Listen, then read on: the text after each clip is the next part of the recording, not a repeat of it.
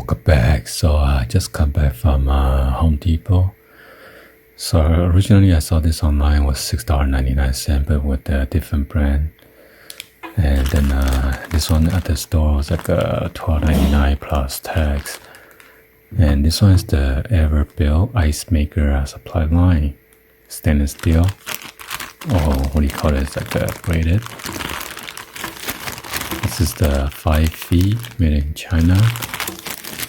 So I kind of get mad because they say that the one that I showed them is only online only because there's no SKU number. So anyway, I have a refrigerator ice maker or the water line is leaking, so I'm going to replace this. I'm not even sure if I can repair the old one. I think the old one's made out like a polyurethane or the plastic kind. So anyway, I'm going to install this one and then to stop the leakage for now. Well, here's the line. So I wrap it with this repair kit. The other day was kind of slow leak, so I use a tissue paper right here. But now I don't see any leakage. But that was from before.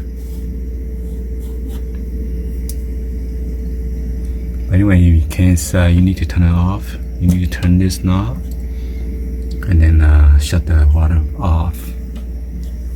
So this is a long line that comes with it, and then this is a connector. Because originally this line was too short to connect it directly to there.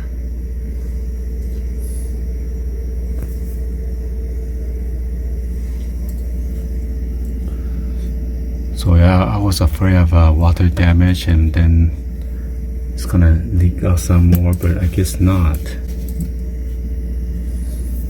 I'll see you guys on the next one. Peace.